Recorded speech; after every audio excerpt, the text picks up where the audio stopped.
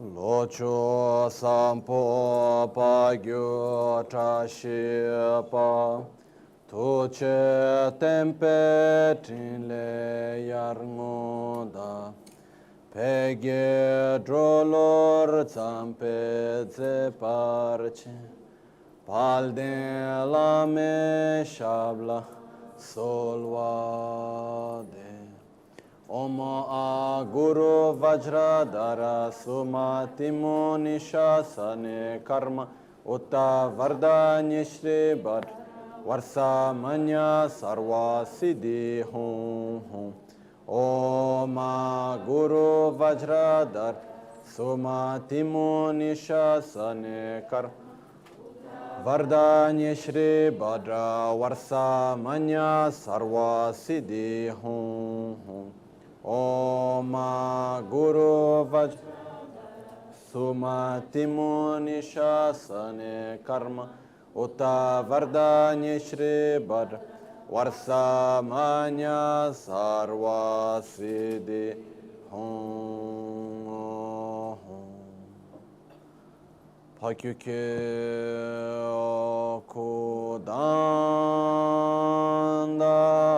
Okudandagi Lu Pakyuke Sundang Dagi Pakyuke Tudandagi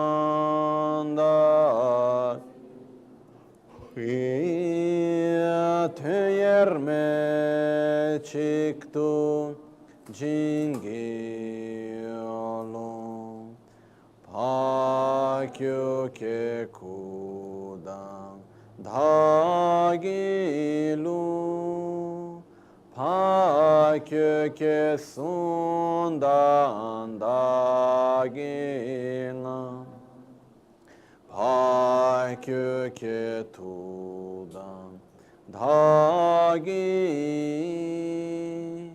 Tüyerme çıktı cingilo Makyuke kudan dagilu Makyuke sundan dagila Makyuke tudan dagi Tüyerme çıktı cingilo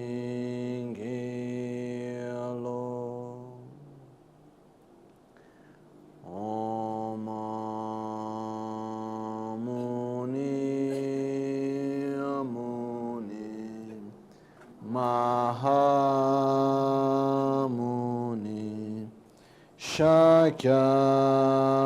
Shakyamuni Svoha Om Muni Muni Mahamuni Shakyamuni Soha Om Muni Muni Mahamuni Shakyamuni Soha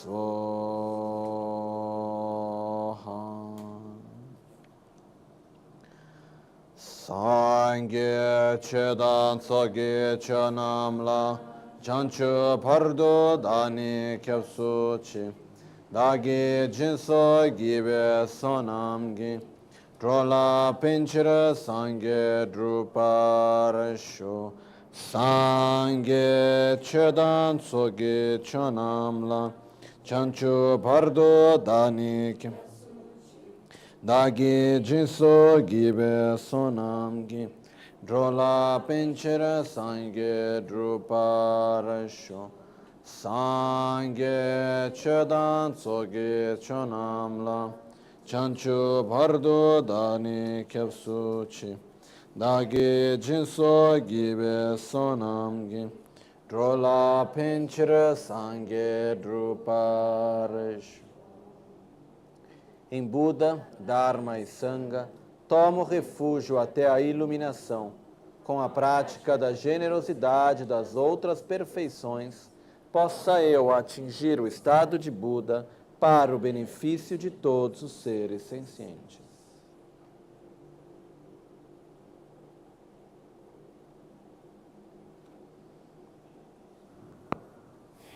Boa tarde.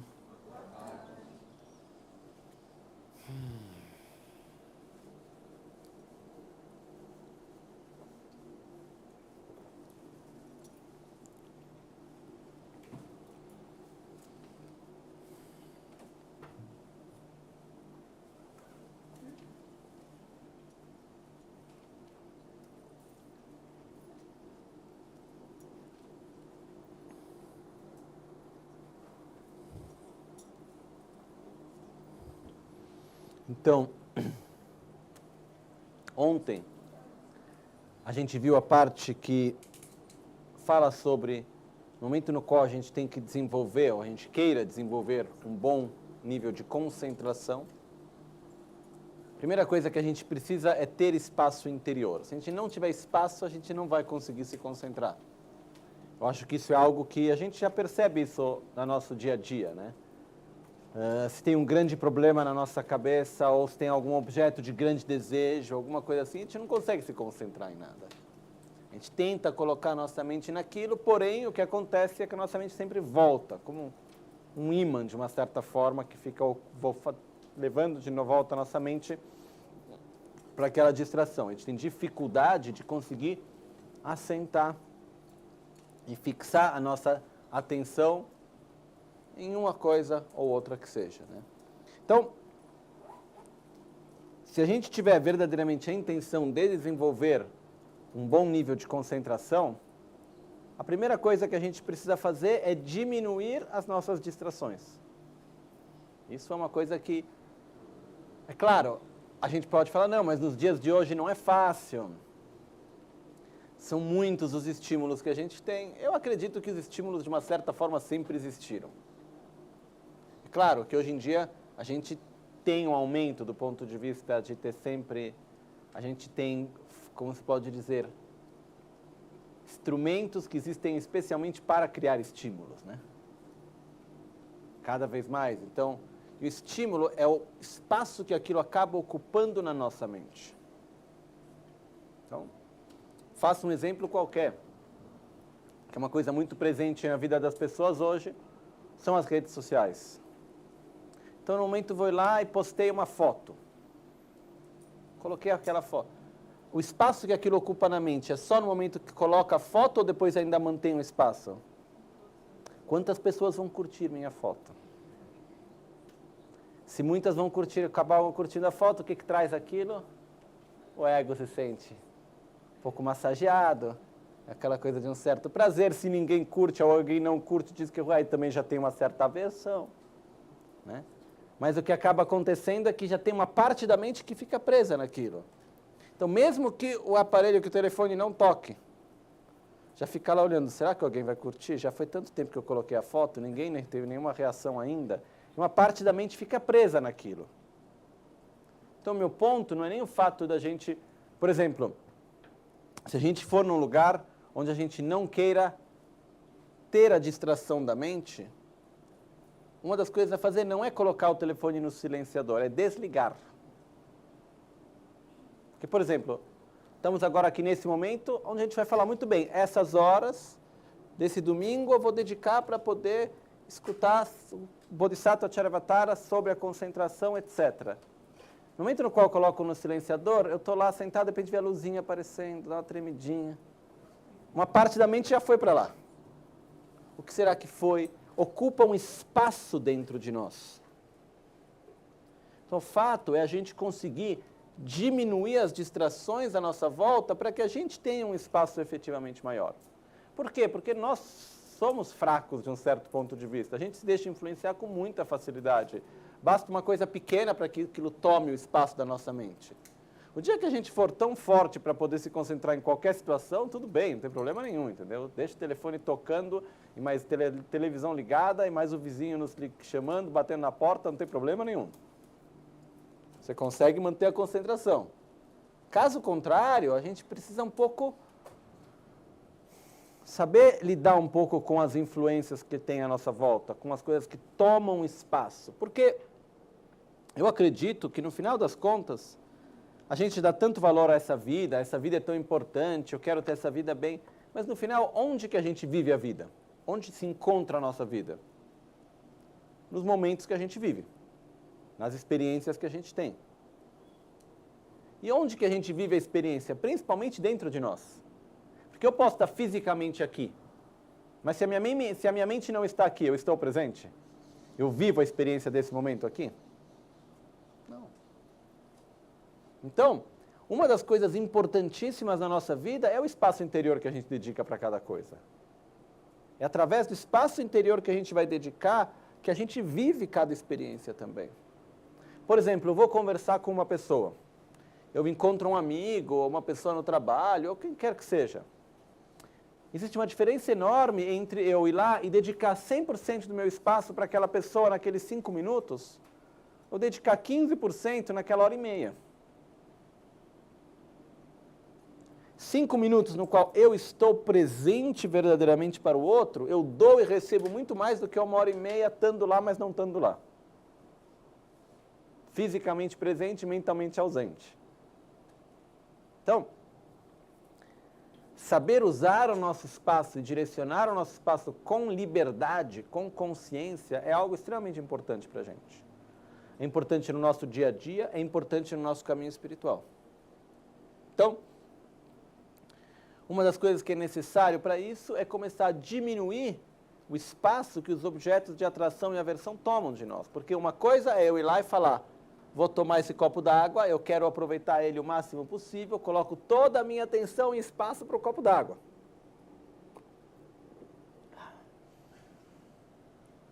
Estou presente, não tem nada mais do que o prazer de estar tomando essa água. Maravilhoso, está ótimo. Outra coisa, eu estar querendo ler o livro e minha mente está indo lá para o copo d'água. Está ocupando um espaço que não foi dado a ele. É clara a diferença, né? O problema não é o copo d'água, o problema é o espaço que ele ocupa quando não deve. Porque no momento que eu vou lá e falar, tá na hora de tomar água, eu vou dedicar todo o meu espaço para água, tudo bem, 100% estou lá. Maravilha. Mas quando acabou, acabou. Aí a minha atenção vai para outro lugar. O nosso problema é que enquanto a gente está num lugar, a nossa atenção está em outro. Eu posso até gostar da água, mas no momento que eu estou na água, eu estou preocupado, porque deu isso no trabalho, porque está aquela outra coisa, porque a gente não consegue muitas vezes fazer os compartimentos herméticos, né? Separar uma coisa da outra. Então, ter essa liberdade no qual é o espaço que eu vou dedicar para isso? É esse. Muito bem. Quando eu terminei, acabou. Agora não tem mais espaço, eu estou indo para outra coisa. Uma coisa é uma coisa, outra coisa é outra coisa.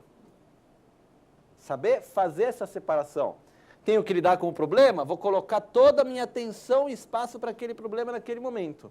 Estou tudo para isso, para encontrar a solução, para lidar com a situação.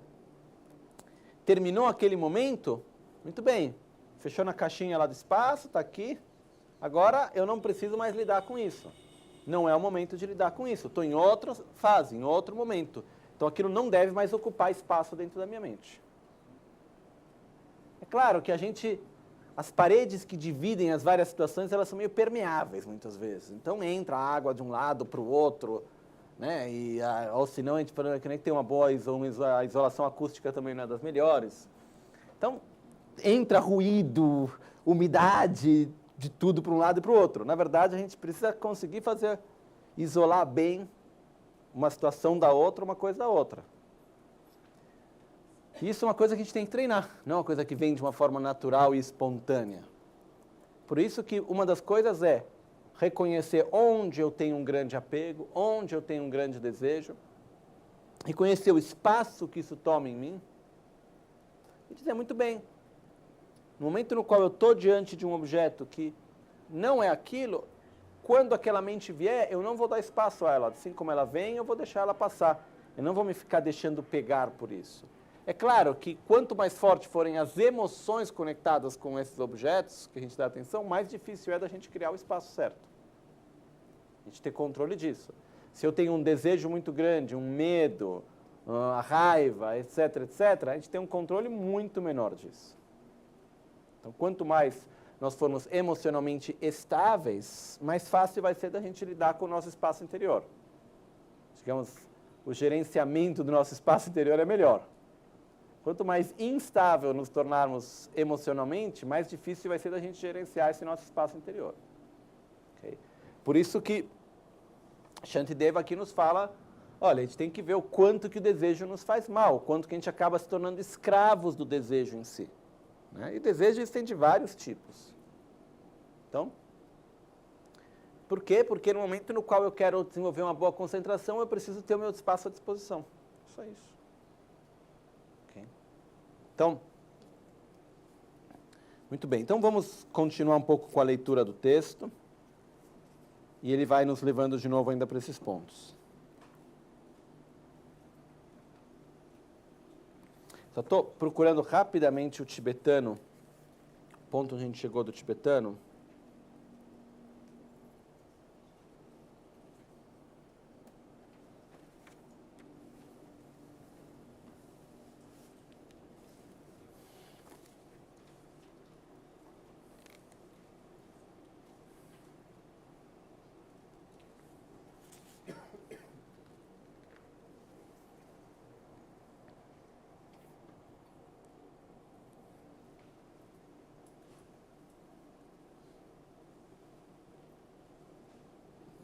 Norla chakpe yembar gyurpanam tarpala gekchechin telchur chuso sumbas.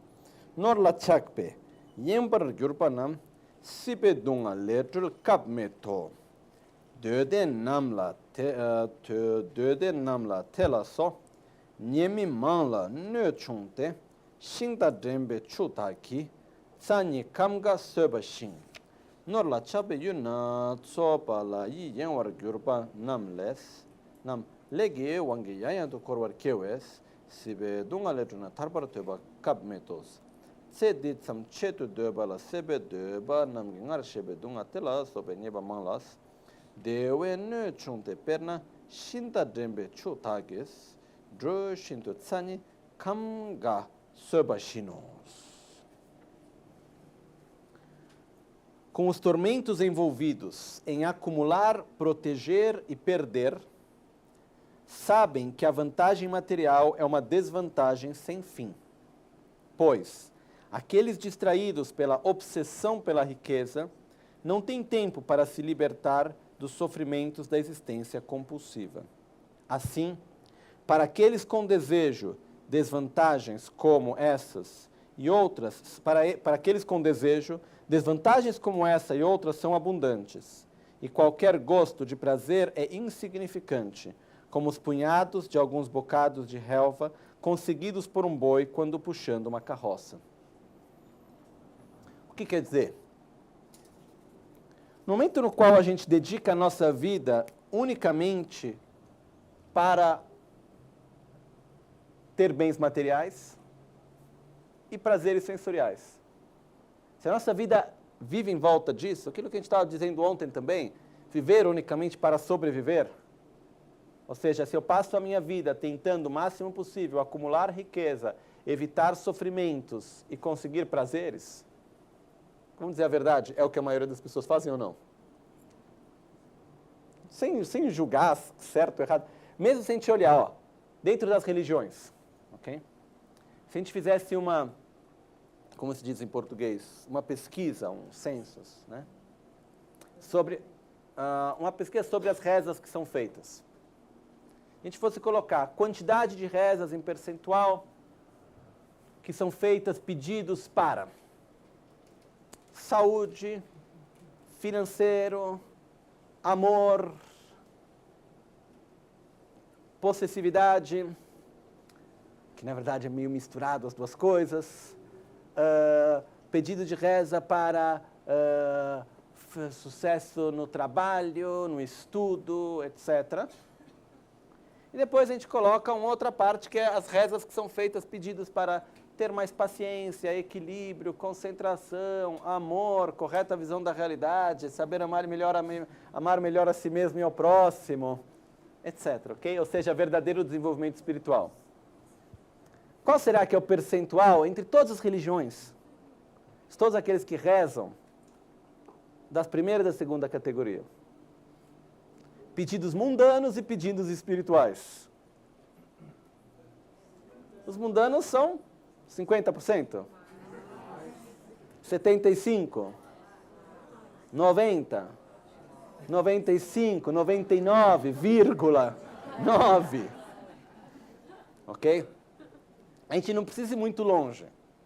É só a gente olhar na nossa própria vida, e a gente já faz parte de uma parte privilegiada sobre vários aspectos. Entre as nossas preces que a gente vai lá, não quando a gente está fazendo as dedicações que já são meio induzidas para fazer a reza certa. Mas se a gente olhar nas dedicações, quais são as dedicações? Poça preciosa da mente bodhicitta que ainda não nasceu, nascer e crescer. A gente dedica para coisas espirituais. Mas se a gente for ver, quando a gente dá vontade de rezar mesmo, para que é? Quando é que a gente pede para o Lama rezar para a gente? Quando é que a gente pede? Quando tem um problema de saúde, quando tem um problema econômico, o trabalho que não achou, tem um trabalho novo, quando, sei lá, tem que acontecer alguma coisa, são coisas mundanas, mas é difícil a gente ouvir. Para mim são poucos os pedidos de reza que chega, Lama, por favor, reze para mim, para que eu tenha mais paciência, seja uma pessoa mais equilibrada e consiga verdadeiramente lidar com a minha raiva. Acontece, mas é pouco. Okay? Então, se a gente olhar na nossa própria vida, já não é muito. Então, a gente multiplica isso pelo resto. São poucos aqueles que são verdadeiramente pedidos sinceros, espirituais, efetivamente nisso. Então, o que acontece? Mesmo dentro da religião, muitas vezes se usa a religião, ou seja, um método espiritual, para razões mundanas. Tudo bem, não é errado. Muitas vezes é melhor usar um método espiritual para razões mundanas do que um método mundano para razões mundanas. Tudo bem. Porém, o objetivo é outro. Então, o que acontece? Se a gente for olhar a quantidade do tempo da nossa própria vida e da sociedade à nossa volta, que é dedicado apenas para a sobrevivência em si mesmo, essa vida por ela mesma, é enorme. É quase absoluto. Se a gente for observar, ao mesmo tempo,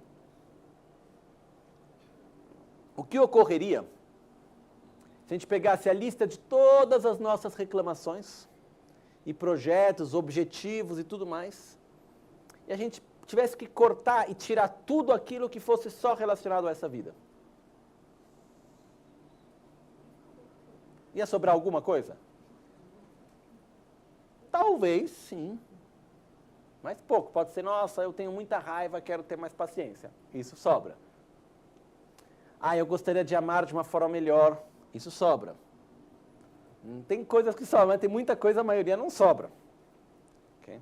Então, o ponto que Shantideva está nos trazendo aqui é, no momento no qual a gente passa essa vida unicamente pensando nela mesma, a gente acaba colocando uma grande energia em coisas que terminam em si mesmas. Né? Quando diz, com os tormentos envolvidos em acumular, proteger e perder. Acumular, proteger e perder o quê? As coisas mundanas, a atenção, o dinheiro, a estabilidade financeira, a saúde. Nada disso eu estou dizendo que sejam coisas ruins ou negativas. Tudo isso são meios que a gente deve usar na nossa vida. Porém, não deve ser o fim, o objetivo final. O problema é que nós nos relacionamos com tudo isso como um fim e não como um meio. Ok? Claro isso, não? Então, o que ocorre aqui é, os tormentos que são envolvidos em acumular não é apenas dinheiro, é conseguir obter o nosso objeto de desejo, que pode ser a atenção de uma pessoa, pode ser a presença de outra, pode ser uma posição social, podem ser mil coisas. Acumular, proteger, manter aquilo e depois o momento da perda, porque tudo aquilo que começa, mais cedo ou mais tarde termina. Não tem nada de material dessa vida que no momento no qual a gente consegue obter, mais cedo ou mais tarde a gente não vai ter que se despedir, que deixar isso, se separar. Os nossos pais, os nossos filhos, os nossos amigos, o trabalho, o dinheiro, o reconhecimento, o corpo, não tem nada disso do qual, mesmo que seja pela morte, a gente vai ter que separar em algum momento. Então, os tormentos envolvidos em acumular, proteger e perder, sabem que a vantagem material é uma desvantagem sem fim. Por quê? Pois aqueles distraídos pela obsessão pela riqueza não têm tempo para se libertar dos sofrimentos da existência compulsiva. Se eu estou obcecado por conseguir uma estabilidade financeira que é uma estabilidade meio sem fim, né? Porque eu consegui tanto, depois de tanto não é o bastante, eu preciso de mais, aí eu preciso de mais, eu preciso de mais. O mínimo necessário vai aumentando cada vez mais. Se a gente observar na nossa vida verdadeiramente, materialmente, qual seria o mínimo necessário? Poder comer de uma forma saudável. Viver num lugar que a gente possa se proteger do calor e do frio. Cuidar da nossa saúde. Poder educar os nossos filhos. É isso. É o mínimo necessário materialmente. É que hoje em dia a gente tem várias coisas nesse mínimo necessário que a gente vai colocando, né?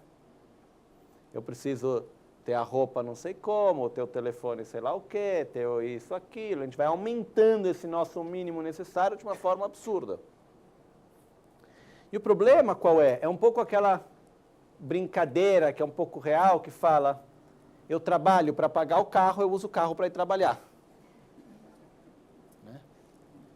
Então, no final das contas, é aquela coisa que eu dedico o meu tempo para acumular riqueza, mas a riqueza que eu consigo acumular através do trabalho, grande parte dela eu uso para sustentar o estilo de vida que eu preciso para viver dentro daquele trabalho e naquela vida onde eu vivo.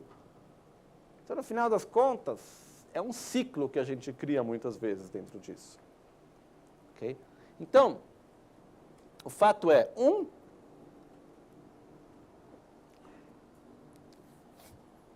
lembrar que a riqueza não se mede através dos números. O que vai definir se eu sou rico ou se eu sou pobre não é quanto dinheiro eu tenho ou não no banco. Tem um provérbio tibetano que diz, rico é aquele que não tem dívida. Tá? Mas isso é um outro aspecto, ainda um pouco mais grosseiro. Para mim, a riqueza, rico é aquele que é satisfeito. Pobre é aquele que é insatisfeito.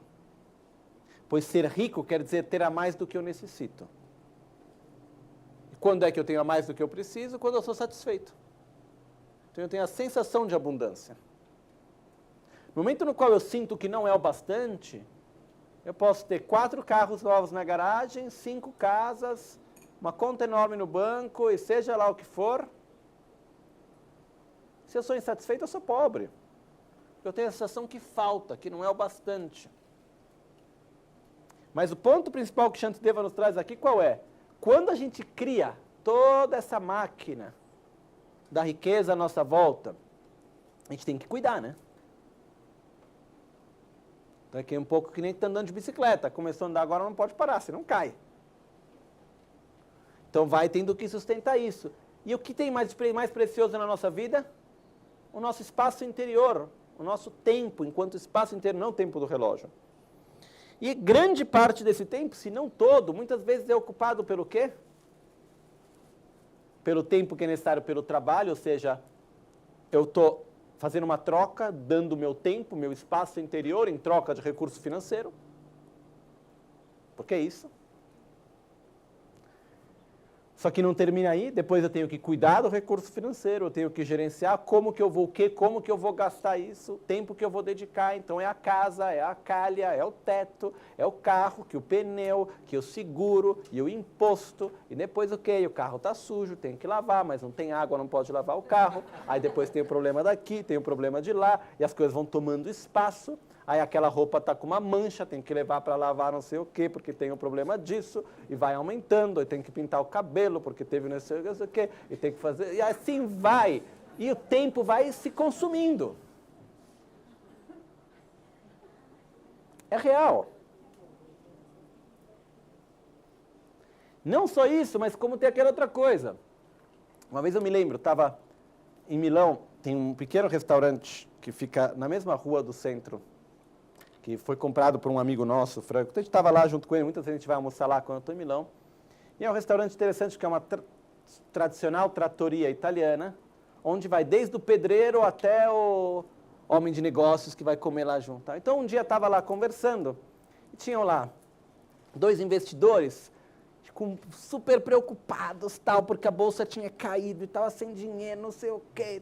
Estavam lá conversando com um momento de dificuldade, sem espaço, que não estavam dormindo à noite por causa disso, daquilo. E tinha na outra mesa do lado uns pedreiros lá, numa ótima, tomando o vinho deles, numa boa. Aí, um certo momento, eles se olharam assim e falaram, vocês não tem esse problema, né?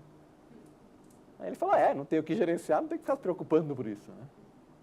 Faz o próprio trabalho, coloca o tijolo, constrói, chega em casa, tá bem.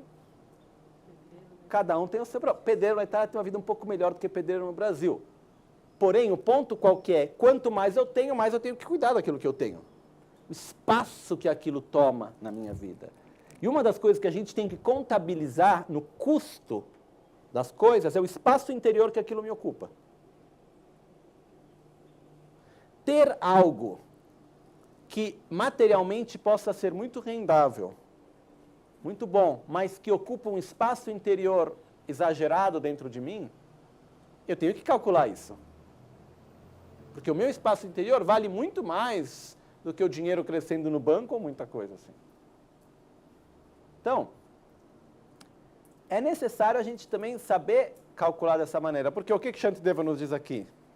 Aqueles que são obcecados pela riqueza não têm tempo para se liberar dos sofrimentos da existência compulsiva. Se eu estou lá com o meu espaço completamente ocupado pela minha subsistência, que seja ela simples, que seja ela luxuosa, eu estou lá ocupado por isso, o que vai acontecer? Quando que eu vou conseguir espaço para observar a minha raiva e gerar amor e compaixão, meditar na impermanência? Difícil. Então, essa é a grande desvantagem. Eu posso conseguir uma grande vantagem material, mas eu vou ter uma desvantagem espiritual. E como se diz nos ensinamentos Kadampa, é melhor morrer pobre materialmente e rico espiritualmente do que morrer rico materialmente e pobre espiritualmente. Uma vez um amigo me dizia, depois de ter trabalhado muito, ter feito bastante dinheiro, ele falou, agora quero parar de trabalhar, quero me dedicar para a minha riqueza interior, porque eu não quero morrer o mais rico do cemitério. Para quê?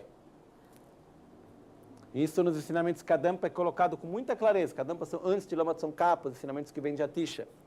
É importante morrer.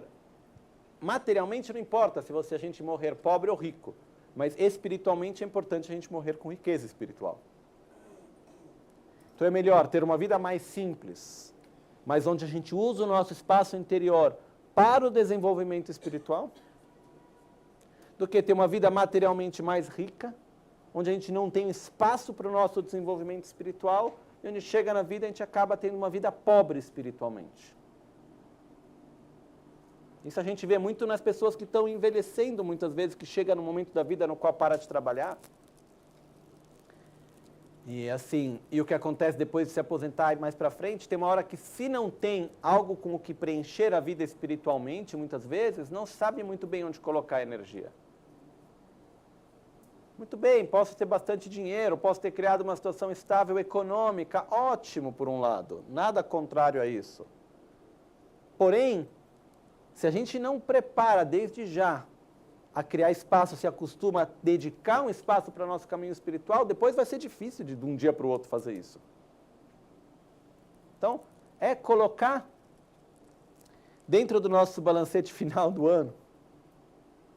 Não é apenas quanto dinheiro entrou, quanto dinheiro saiu. A gente não pode, na nossa vida pessoal, fazer o mesmo erro que os países fazem, onde vão calcular o sucesso ou não de um país pelo PIB.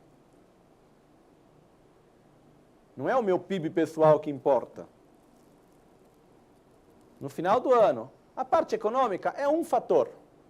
Como foi o ano de 2014? A parte econômica é um fator. Mas tem a saúde, Porque não tem um preço. Se eu vou lá e trabalho que nem um louco, consigo fazer muito dinheiro, mas isso me gera um nível de estresse que no final das contas eu tenho um problema de saúde. Afinal, economicamente está mais caro.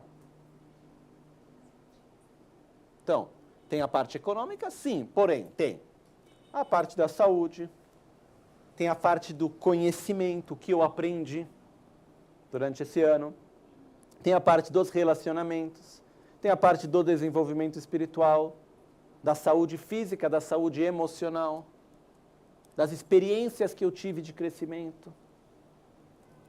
Tudo isso tem que ser calculado para ver quando a gente coloca na balança no final do ano. E de consequência no final da vida. Né? Então é como se a gente for fazer um orçamento do nosso espaço interior para esse novo ano. Onde eu vou colocar o meu espaço? Então, muito bem, tanto por cento vai para gerar renda, tanto por cento eu vou para cuidar da minha saúde, tanto por cento eu vou ter que usar para ter mais paciência porque o negócio está ruim, tanto por cento eu vou ter que usar para gerar mais generosidade, e assim por diante a gente vai gerenciando o nosso espaço interior na nossa vida dessa maneira, porque se a gente ficar obcecado apenas pelo desenvolvimento material, prazeres sensoriais, vai chegar no final das contas que a gente não vai ter dedicado para aquilo que continua. Ok? Então, assim, para aqueles com desejo, ou seja, para aqueles que são obcecados pelos prazeres sensoriais e pelos bens materiais, desvantagens como essas e outras são abundantes. E qualquer gosto de prazer é insignificante, pois ele é momentâneo, é uma coisa que... O exemplo que é dado aqui é como punhados de algum bocados de relva, de um capim, conseguidos por um boi quando puxando uma carroça. Tá lá, então aquele pouquinho de capim que no final o boi come, não é nada, é um momento de prazer para um trabalho extremamente pesado. Então a gente ficar correndo atrás dos bens materiais e dos prazeres sensoriais, se a gente coloca o prazer comparado com tudo aquilo que a gente tem que fazer para obter o prazer e manter o prazer e o sofrimento de perder o prazer, é pequeno. Se a gente compara o espaço que isso ocupa na nossa vida dentro disso tudo, aquele prazer ele é minúsculo. Não sei o quanto que vale a pena quando a gente coloca na balança mesmo. Então, Shantideva continua dizendo: Chugi drumna mikompe nokchung kanyin tetuntu deljur punso nyekadi legi narwa namgi chum. Döba ngebar jikyurshin nyala sokpar tungchepa chenbu mingchir tukuntu dübe tsekchung kanyin pa teyi chewe chatsamgi tsemgi sangi ni drumna döden chanchup chepa we dunga chela chanchup me. Para se obter, verso 81, para se obter esse insignificante gosto de prazer, não difícil de encontrar nem mesmo por um boi, esse esplendor de tréguas e dotes difíceis de encontrar é destruído por aqueles que desperdiçam o seu bom karma. O que isso quer dizer? Ter apenas momentos de prazer, até um boi tem momentos de prazer. Que o cachorro, quando chega em casa, recebe um pouco de carinho e vai lá e come a sua comidinha, ele tem prazer ou não? Tem o seu prazer também. Então o que está dizendo é, se a gente passa a nossa vida unicamente em volta de obter prazer, e se a gente coloca, se a gente fizesse duas contas, né? Se a gente for colocar lá, muito bem, quanto tempo, espaço interior eu dedico para obter o prazer, desde o momento no qual eu quero aquilo, até tudo que eu tenho que fazer para obter aquilo, o momento que eu tenho do prazer em si, a gente soma na primeira fase todo o espaço e tempo que a gente ocupa, depois também, no momento no qual a gente tem que se separar e desfazer do objeto de prazer, o espaço que isso ocupa na nossa vida e na nossa mente. Então, em relação a um objeto de desejo, qual é o espaço que ocupa em nós mesmos? O momento de prazer em si e todo o resto. Vai depender, cada um tem que fazer essas contas, mas normalmente o que acontece O prazer é uma parte, um 2%, e 98% é tudo aquilo que está em volta. Okay? Tanto para a parte econômica, quanto é um pouco que nem ir lá para cozinhar. Passa horas cozinhando, tem que primeiro trabalhar para conseguir o dinheiro. Depois tem que ir no supermercado, tem que pegar, trazer do carro, levar para casa. Depois tem que colocar na geladeira, depois tem que tirar da geladeira. Vai lá, cozinha, tudo, tal. Prepara tudo. Em 10 minutos terminou de comer. Depois tem que lavar a louça, tem problema de digestão. Você coloca tudo isso junto, a parte que você está tendo prazer em si da comida é muito menor comparado com todo o resto. Mas o ponto aqui qual é? Tem coisas que são inevitáveis, ok. O que faz a grande diferença é a forma como a gente faz cada uma dessas passagens em si mesmo. Mas o ponto que Shantideva está nos trazendo aqui qual é? Por esses prazeres, o tempo que a gente dedica, o espaço que isso toma na nossa vida é muito grande, e no final das contas, essa vida, que na verdade aqui está chamado de tréguas e dotes, o que quer dizer isso? Em tibetano se chama Talwa Danjorwa. A palavra tréguas aqui quer dizer a gente estar livres, vem traduzido também como liberdade, ou seja, nós estamos livres de certos tipos de sofrimentos muito pesados, que muitas pessoas e outros seres têm.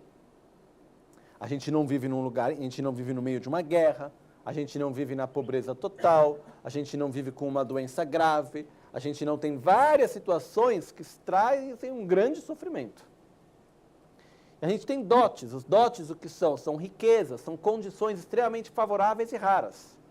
Se a gente parar para pensar na oportunidade de vida que a gente tem, nas condições que a gente tem, efetivamente são raras e preciosas. Aquele exemplo que eu já fiz várias vezes. Se a gente vai lá e coloca a mão na batente da porta e fecha, na dobradiça da porta e fecha a porta, dói. Tenta meditar na vacuidade, na paciência, no amor. Possam todos os seres ter a felicidade à sua causa.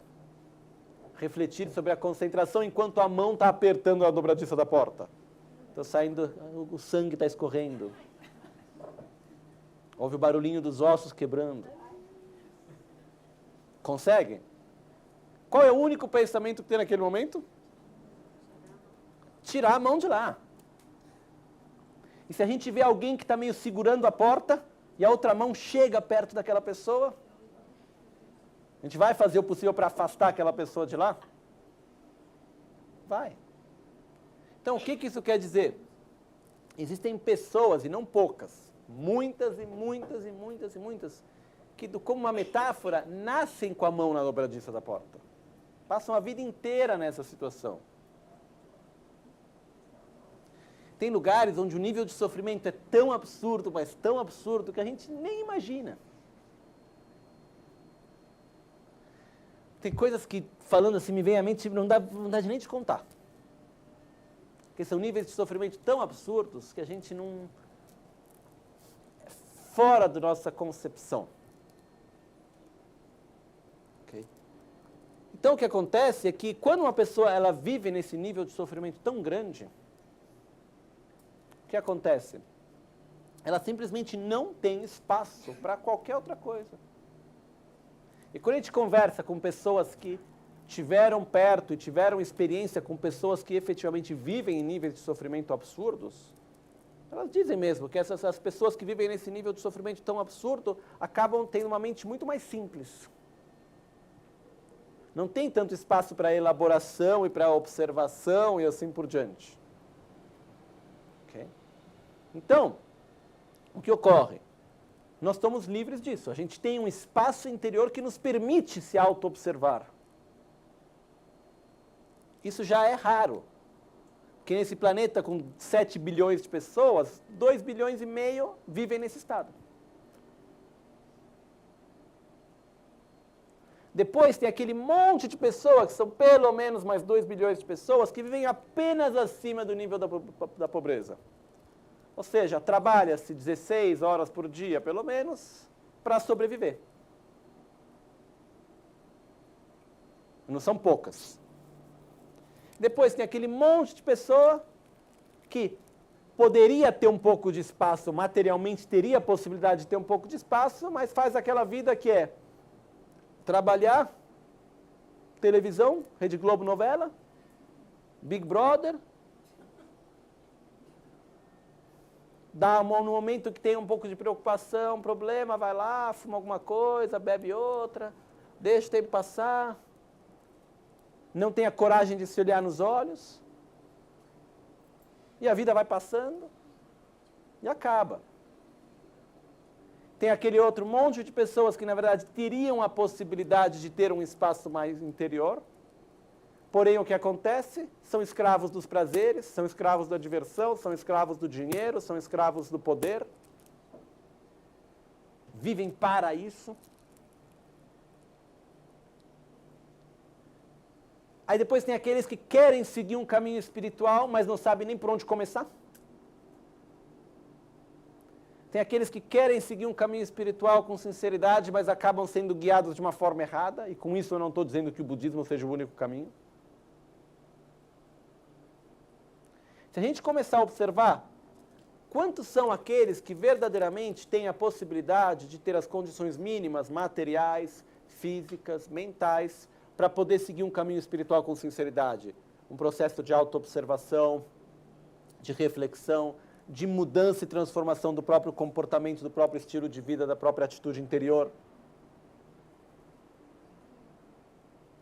É pouco, né? É bem baixo. Isso falando só dos seres humanos, sem entrar no fato que a gente poderia ter renascido como uma formiga, ou como um pernilongo, ou como qualquer outro animal. Ok? Então o que acontece é que, efetivamente, por que essa oportunidade que a gente tem é tão preciosa? Que é raro, a gente viu que é raro, mas por que é tão preciosa essa oportunidade que a gente tem? Porque se a gente usar ela da forma correta, a gente pode realizar aquilo que a gente tanto quer, que é encontrar um estado de equilíbrio verdadeiro, de satisfação. É possível, usando essa condição positiva que a gente tem, eliminar as verdadeiras causas do nosso sofrimento.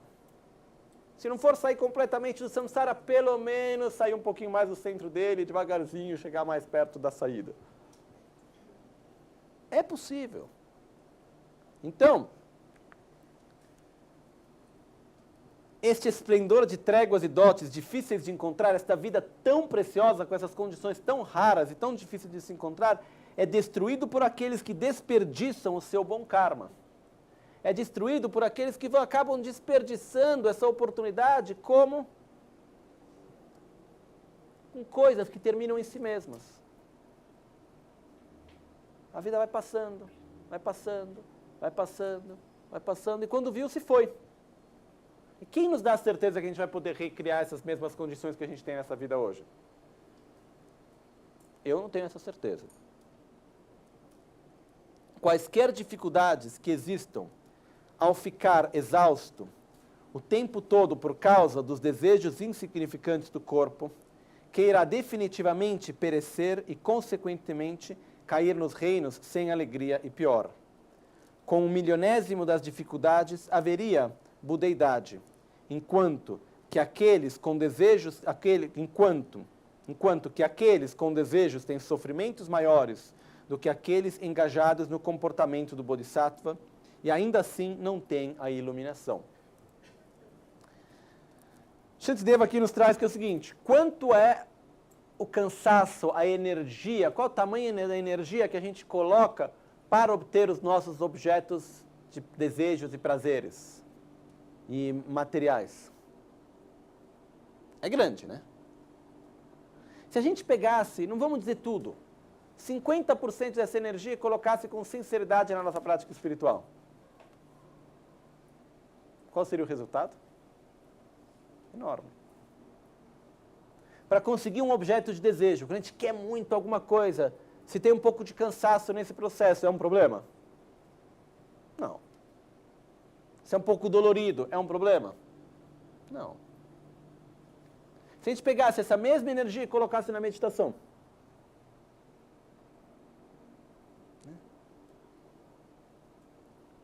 gente teria resultados maravilhosos, com um sofrimento muito menor. Então, o que Shantideva está nos dizendo aqui é, vamos pegar, se a gente pegasse apenas uma parte da energia que a gente coloca para razões puramente mundanas, e pegasse uma parte dessa energia, não precisa nem pegar toda a energia, uma parte dela e dedicasse de uma forma sincera para a meditação, para o desenvolvimento da paciência, do equilíbrio, para viver de uma forma mais consciente, mais presente no momento presente, para o nosso desenvolvimento espiritual efetivo, a gente teria resultados maravilhosos com um esforço muito menor. É claro, sentar para meditar todo dia de verdade, tem uma parte de dificuldade? Claro que tem. Tem um momento no qual você vai lá sentar e falar, não estou afim. Tem um momento no qual as costas, o joelho vai doer. Tem um momento no qual vai dar desânimo. Claro, e eu com isso. Por quê? Para ir trabalhar todo dia, não tem um dia que não dá vontade de ficar em casa? Não tem um dia que dá dor de cabeça, mesmo assim tem que trabalhar? Não tem aquele dia que está com dor nas costas, mesmo assim tem que ir lá e pegar, sair cedo de casa, porque tem a reunião, porque tem isso, porque tem aquilo. Não se faz? Então, se a gente pode colocar toda essa energia para coisas que terminam em si mesmas, por que a gente não pode colocar pelo menos uma energia parecida, se não igual, para aquilo que dá continuidade e que dura de vida em vida? Ok? É claro? Então, né, quando a gente olha, eu me lembro uma vez, o Lama Lawan, teve um período que eu morei bastante junto com ele, e ele adorava ver um canal de televisão árabe, onde ficava mostrando os muçulmanos fazendo as rezas, várias horas por dia, tal, tinham todos os horários das rezas, tinham lá.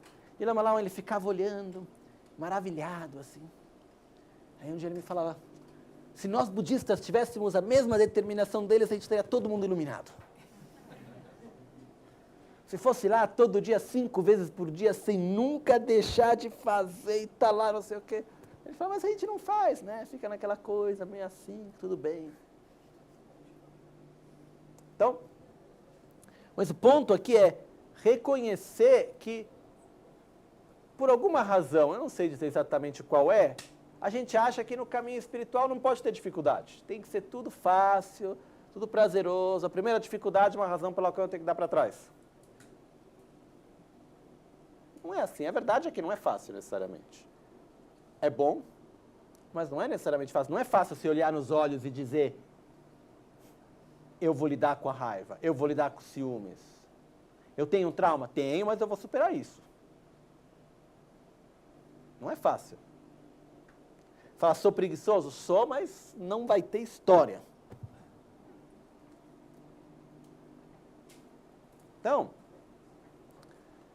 se a gente coloca já um esforço, se a gente tem uma energia que a gente consegue investir para coisas que trazem um benefício relativamente pequeno, por que a gente não pode colocar essa mesma energia, se não pelo menos uma parte dela, dedicada para aquilo que traz um benefício muito maior e muito mais duradouro? Okay? Esse é o ponto.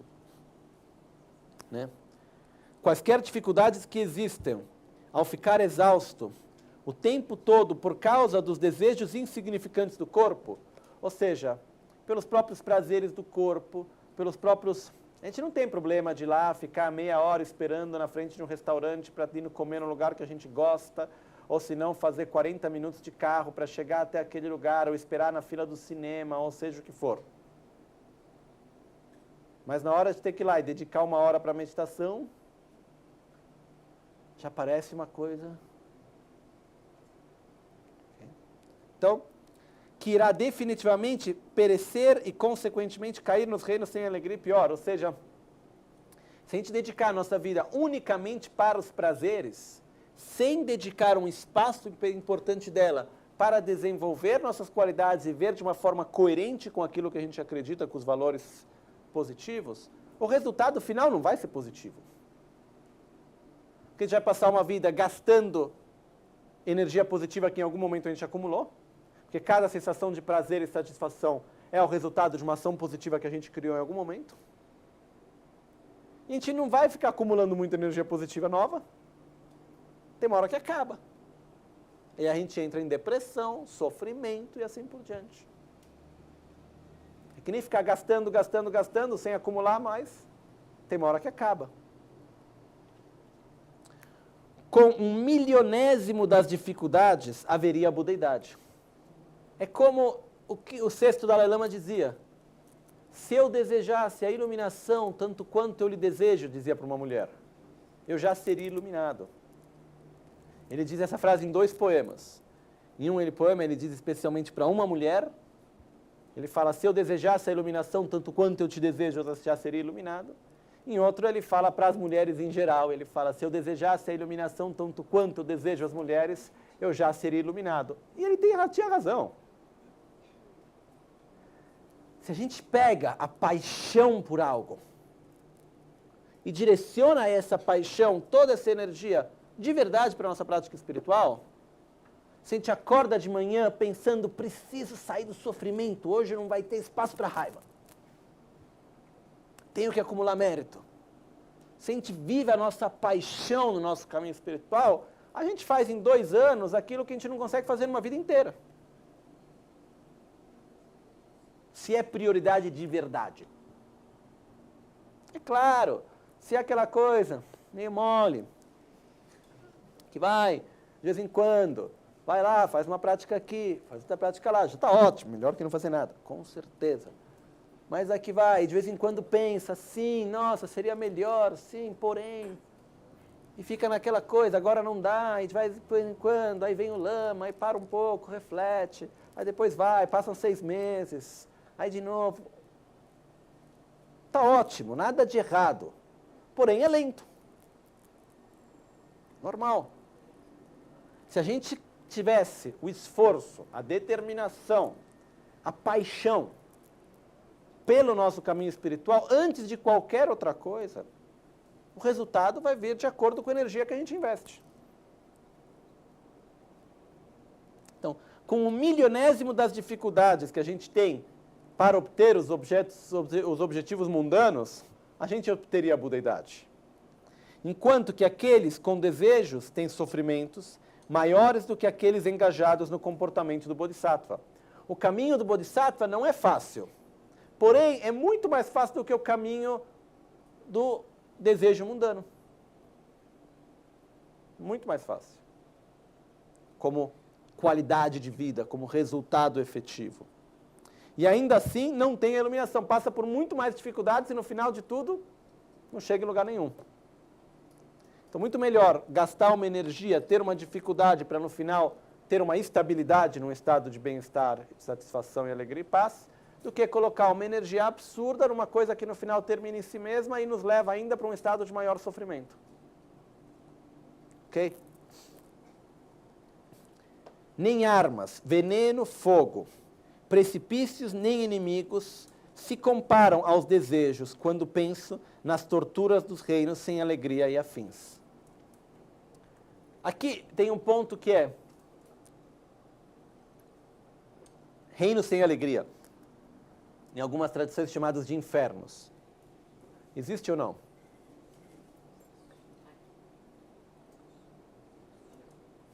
Eu passei um tempo não acreditando nos infernos. Mas hoje em dia eu acredito profundamente. Primeira coisa, no próprio Bodhisattva Charavattara, Shantideva diz que o inferno é um estado mental. Okay? Imagine o que seria acordar num pesadelo e não conseguir acordar dele. Coisa que acontece. Eu acabo sempre repetindo essa mesma história, porque ela me tocou muito. Foi quando caiu uma ficha, assim, entendi muito bem. Era uma menina americana. Eu conheço essa história porque ela é uma conhecida da irmã de uma amiga nossa do centro. A irmã dessa nossa amiga trabalha com mulheres em dificuldades e tal, então através disso que ela chegou a conhecimento dessa história. Essa era uma menina que teve um acidente durante uma aula de química na universidade. E aconteceu que o corpo dela inteiro queimou. Ela entrou em coma e passou 10 dias em coma. Fisicamente ela estava no hospital, sendo cuidada, tudo bem. Porém, a experiência interior dela, durante esses 10 dias de coma, foi a experiência de ser constantemente estuprada, queimada, estuprada e queimada, estuprada e queimada. Infinitas vezes, uma depois da outra. Durante esses 10 dias. Como um pesadelo que não acabava nunca. Fisicamente, onde ela estava? No hospital. Mas esse sofrimento de ser estuprada e queimada, ela viveu esse sofrimento ou não? Viveu. Então o sofrimento dela foi real ou não? Sim. Isso, dentro das explicações do budismo, existe um tipo de inferno que é chamado inferno recorrente. Onde uma situação de grande sofrimento fica se repetindo uma vez depois da outra. Se essa experiência dela não é uma experiência infernal, é difícil de definir outra. Então o que acontece é que é possível entrar em estados de profundo sofrimento. Não é impossível. Mesmo nessa própria vida. Ou no próprio processo de renascimento e assim por diante. Com isso eu não quero colocar medo em ninguém. É só colocar o pé no chão da realidade. O que é necessário para evitar esses tipos de estados de sofrimento? Cultivar nossas qualidades, uma mente positiva. Familiarizar com a virtude. É isso que é necessário. Caso contrário, se a gente passar uma vida entre apego, inveja, ciúmes, raiva, medo e morrer dessa condição também, o resultado bom provavelmente não vai ser. Plantando veneno, uma fruta doce não vai crescer. Okay. Se eu plantar veneno, a raiz vai ser de veneno, vai ser venenosa, o tronco vai ser venenoso e o fruto vai ser venenoso. Se eu plantar uma erva medicinal, a raiz vai ser na erva medicinal, o tronco e os frutos também. Então, o que acontece é, nada pode me gerar o sofrimento a não ser as minhas próprias ações. Então, quando ela diz, nem armas, veneno, fogo, precipícios ou inimigos podem fazer com que eu experimente o sofrimento que é causado pelo meu próprio estilo de vida não virtuoso. Se eu manter um estilo de vida que é baseado na inveja, nos ciúmes, na raiva, na violência, o resultado que isso vai me trazer, nem todas as armas do mundo juntas e todos os venenos e todos os inimigos podem fazer com que eu experimente tal sofrimento. Então, se a gente tem que ter medo de alguém, é medo da nossa raiva, da nossa inveja, do nosso ciúmes, da nossa ignorância, do nosso egoísmo. É isso que a gente tem que evitar. Quando a gente está aqui em São Paulo à noite e vai sair à noite, a gente não tem um certo cuidado para não ser assaltado? Não existe um certo medo que vem, e esse medo ele acaba nos criando uma certa proteção para que isso não ocorra? A atitude dentro de nós é tentar evitar aquilo que nos gera sofrimento. Da mesma forma, eu vou evitar o quê? A raiva, os ciúmes, a inveja, o apego. Por quê? Porque isso gera sofrimento. Gera um sofrimento enorme. Muito maior do que qualquer outra coisa. Então, é importante ter um cuidado em relação a isso. Dar prioridade para isso. Então, nem armas, veneno, fogo, precipícios, nem inimigos se comparam aos desejos, quando penso nas torturas dos reinos sem alegria e afins. Ou seja, o resultado que um desejo sem controle nos leva, não pelo desejo em si, aquilo que eu expliquei ontem. O problema não é gostar da água. Eu gosto da água, eu bebo água, não faço mal a ninguém, está tudo ótimo. O problema ocorre porque quanto mais desejo eu tiver, mais apego terei. Quanto mais forte for o apego, mais forte vai ser o sofrimento no momento de eu ter que me separar daquele objeto. Quanto mais forte for o desejo e apego, mais forte vai ser a aversão que eu vou gerar inevitavelmente quando algo for uma ameaça para aquilo. A inveja, os ciúmes, o rancor, de consequência, mentiras, ações violentas e assim por diante. O problema não é o desejo em si, é tudo aquilo que desencadeia do desejo. É claro isso? Então, dentro disso, é o que fala que o resultado que o desejo pode ter para a gente é muito pior do que armas, ladrões, inimigos, venenos e coisas que a gente tem medo, que a gente tem que evitar. Então a gente tem que evitar aquilo que nos gera sofrimento efetivamente. Recuando dos desejos desta forma, irei aumentar o deleite na solidão, nas florestas pacíficas, livre de conflitos e de perturbações emocionais. Entre lindas pedras, enormes como palácios refrescados pelos raios de sândalo da lua, felizes vagueiam os afortunados, abanados pelas silenciosas, suaves brisas da floresta, refletindo sobre os objetivos de beneficiar os outros. Dedardöla köchete embalani gawake, tsöda nyomon gitompa shiwenagi nang taktu, kalden öden senden gisilwe, yangpe dole kangsang nyamgawar, drame shiwe naklung yowayi, shenla penduen semshin chakparche. Recuando dos desejos dessa forma, irei aumentar o deleite na solidão. Quando a gente fala aqui sobre a palavra solidão, não é o conceito de solidão que a gente tem hoje, do sofrimento da solidão, eu estou só, não tenho ninguém, ninguém gosta de mim, não é nesse sentido. A solidão aqui é uma palavra que em tibetano se diz emba. Emba também se traduz como silêncio. E tem dois tipos de silêncio, existe o silêncio externo e o silêncio interno. O silêncio externo é viver livre de distrações externas. O silêncio interno é viver livre de distrações internas.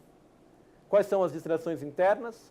O apego, o desejo pelo poder, pelos bens materiais, pelos prazeres sensoriais, pelo reconhecimento, pela nossa imagem. Todas as coisas que ocupam esse nosso espaço de uma forma absurda.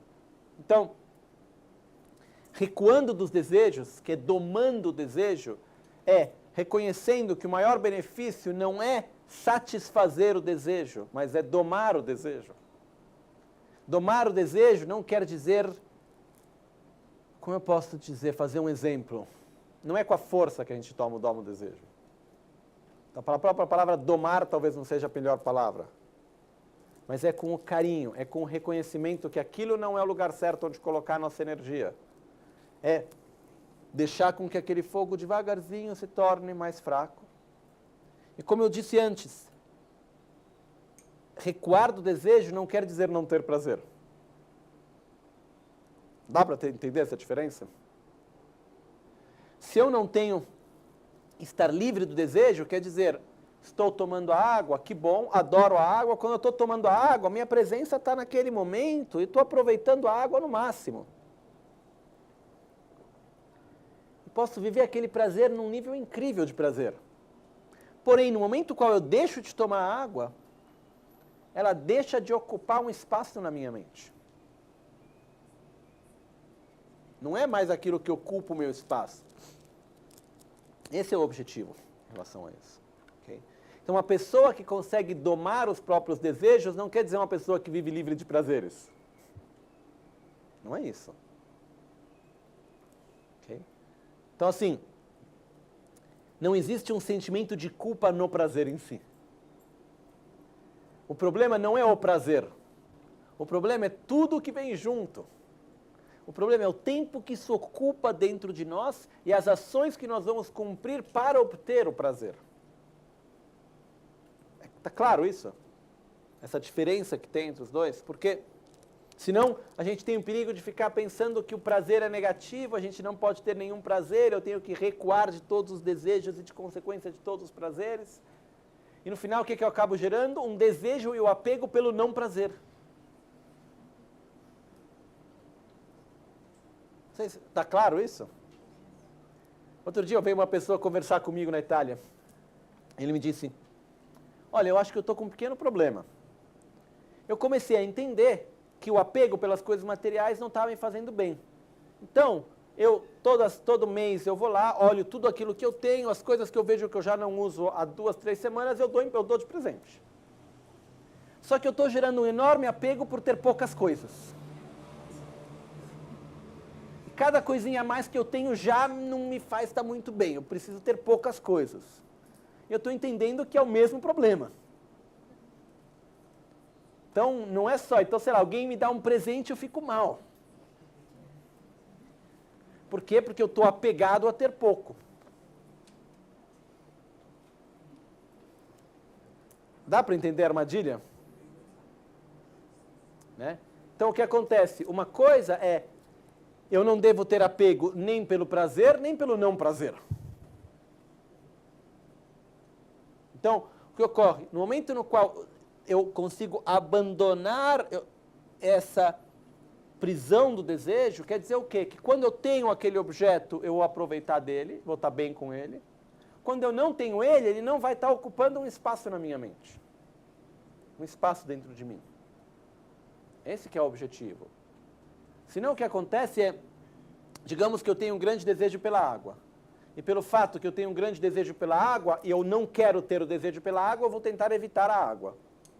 Mas o que acontece? O fato de me afastar da água ocupa um grande espaço dentro de mim. Eu não posso ter água, a água não me faz bem, e tudo isso acaba ocupando um grande espaço, tanto grande quanto a própria água. Dá para entender isso? Então, o fato não é abandonar o objeto de desejo e por isso eu tenho que viver sem aquilo. Não, é abandonar o espaço que isso ocupa na nossa vida. Por isso diz, recuando dos desejos dessa forma, irei aumentar o deleite na solidão. Irei aumentar o meu estado de prazer, de satisfação que vem em estar comigo mesmo. Em estar livre de distrações. No começo é bem difícil.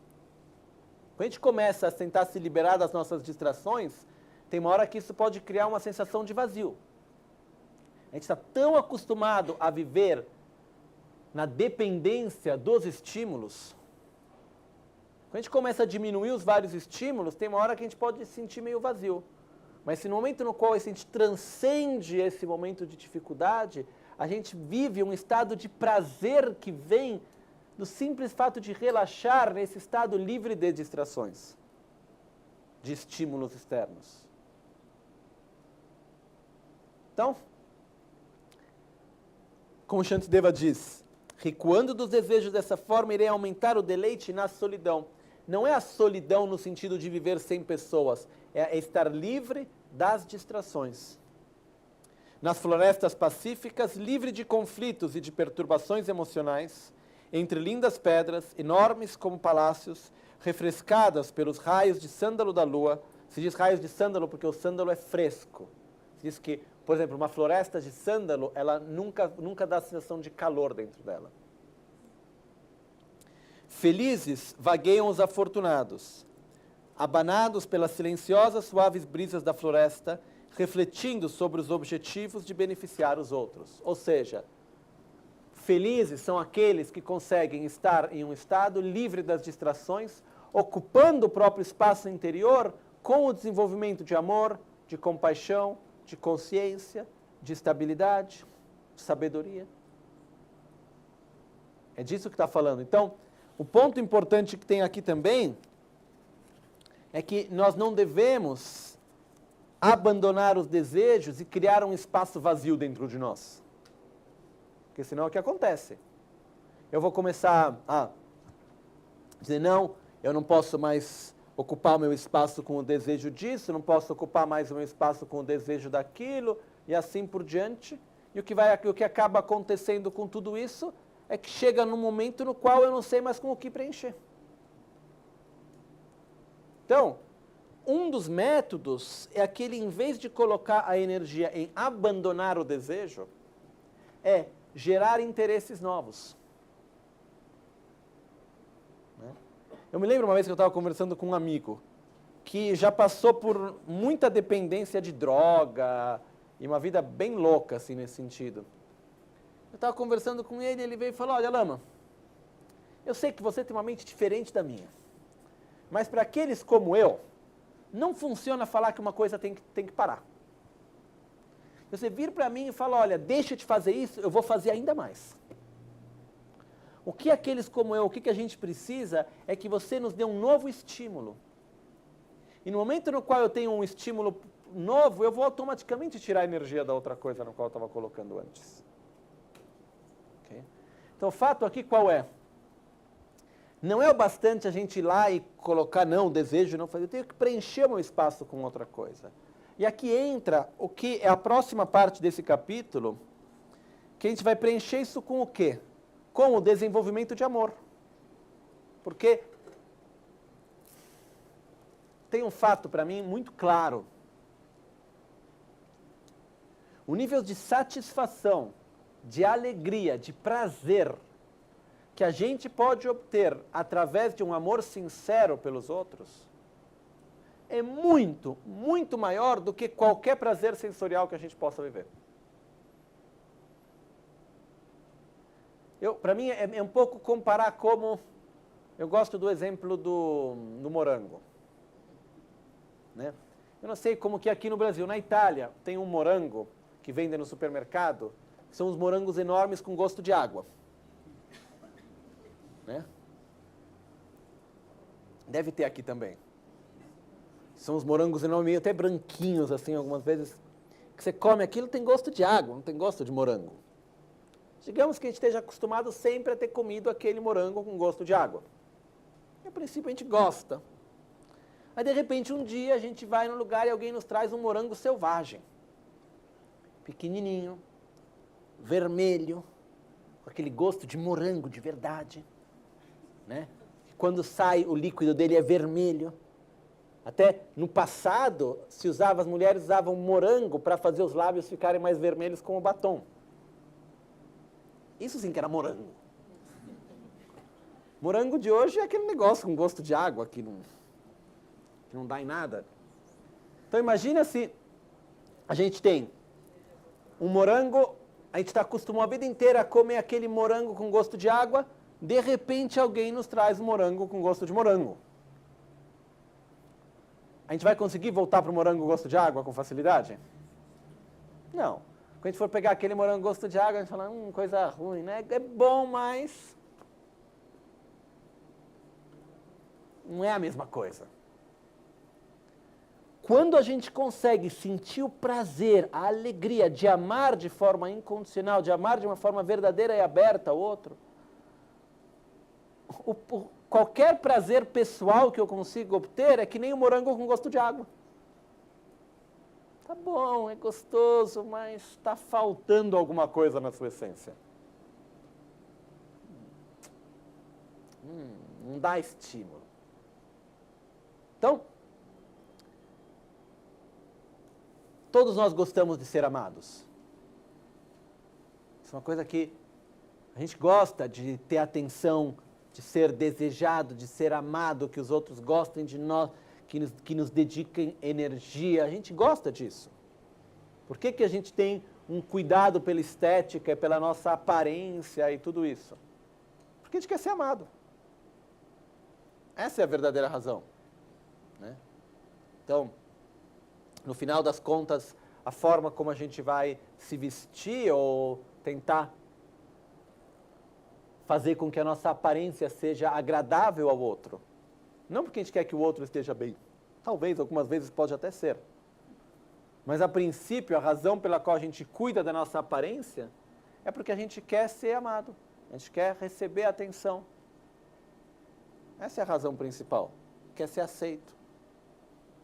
Porém, é bom ser amado? Sim.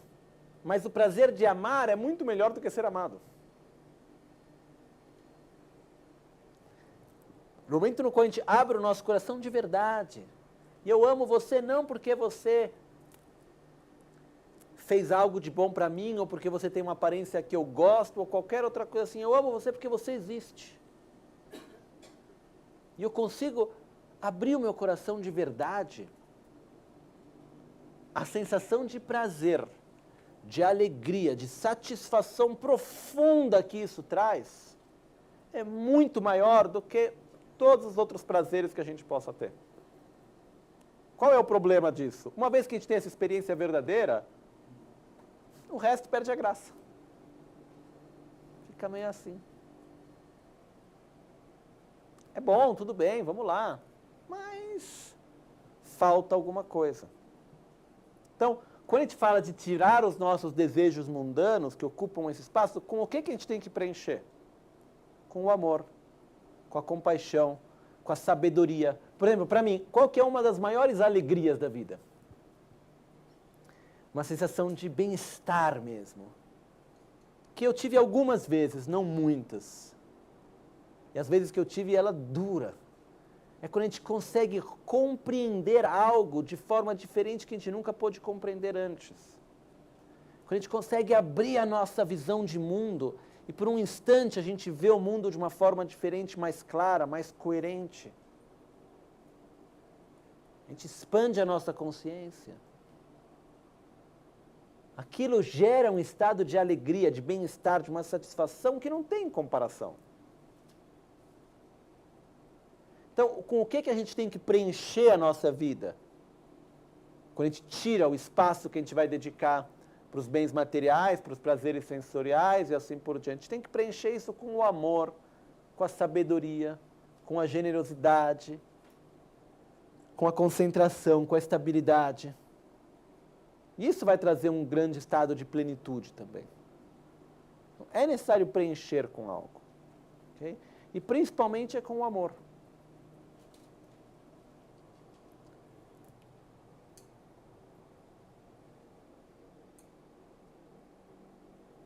E esse amor, ele é algo que ele é tão bom, que ele nem precisa da resposta do outro.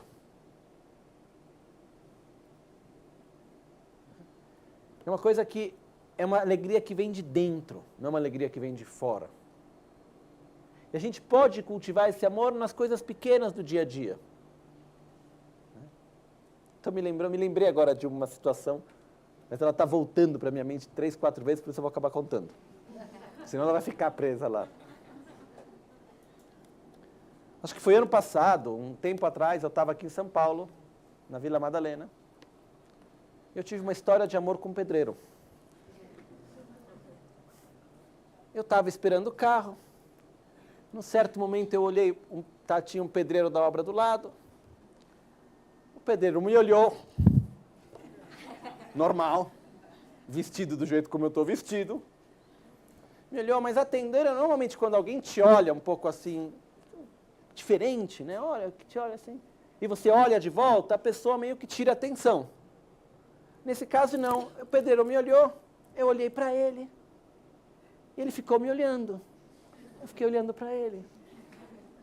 E naquele momento, eu desejei profundamente que você seja feliz.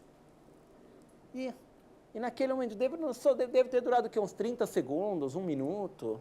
E naquele momento eu fui sorrindo, ele foi sorrindo. A gente ficou se olhando. E aquilo foi preenchendo o coração. Desejando verdadeiramente que ele fosse feliz. Abrindo o coração de verdade. Era seu aniversário. Era meu aniversário aquele dia? Então isso eu não me lembrava mais. Mas o que aconteceu foi que, naquele momento, o que acontece? Aquilo preenche o coração e fica. Até o momento não dá vontade de ir embora. Fica olhando o pedreiro. Eu quero dizer que quando a gente abre o nosso coração de verdade, aquilo nos traz um nível de alegria.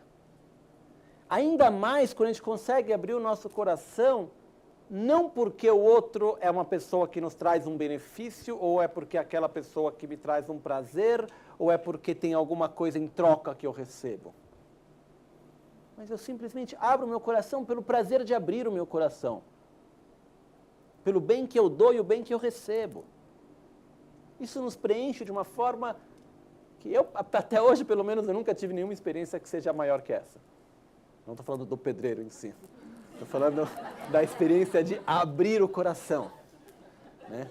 Então, o que eu quero dizer é, a gente tem que preencher o nosso espaço com algo. Que é possível, é verdadeiro. Ok? Então isso é algo que, como eu posso dizer, é importante a gente lembrar, porque senão pode parecer só tem que esvaziar, tirar o apego, tirar o desejo, mas a gente tem que substituir esse espaço com alguma coisa. que é a parte que logo daqui a pouco já vai começar, que é a parte de dar amor. E isso vai nos trazer um nível de satisfação e alegria muito, muito maior. Muita gente vai nos achar meio louco. Porque no momento no qual eu consigo estar bem e feliz com poucas coisas, e tem várias coisas que antes eu dava uma grande importância, de repente eu deixo de dar importância para aquelas coisas. O que está acontecendo comigo? Estou sendo mais feliz. Então, é um processo verdadeiro, é um processo profundo, mas ele requer um certo esforço. Então, é aquilo que eu estava dizendo antes, quando a gente começa a tirar da nossa vida certas coisas, como certos apegos e desejos, e a gente começa a ver que aquilo não tem muito mais gosto, não tem muito mais prazer, existe um momento entre isso que a gente pode se sentir meio vazio, meio com uma certa solidão, no sentido, nossa, eu não tenho mais prazer pelo que eu tinha prazer antes, mas eu também não consegui preencher minha vida ainda com outro, e fica aquele momento difícil. A gente não tem que esquecer de abrir o nosso coração de verdade, ter coragem de fazer isso, e isso vai nos preencher. Nas pequenas coisas do dia a dia. Ok? Continuar com o texto. Kanto Shindrum Pudaktu, Kanto Chisi Döneshin, Yonzin Runwe Dungapang, Tepa Mebar Pak Yang Che, Rawan Che Chin Chamela, Kangdan Yang Ni Delmepa, Chokshe Deche Kanyimba, Wangbe Kyang Ni Te Nyeka, Tela Sokpe Namba Yi, Embe Yönde Samche Ne, Namdo Nyewar Shiwadang, Chanchu Semni Kombar Cham.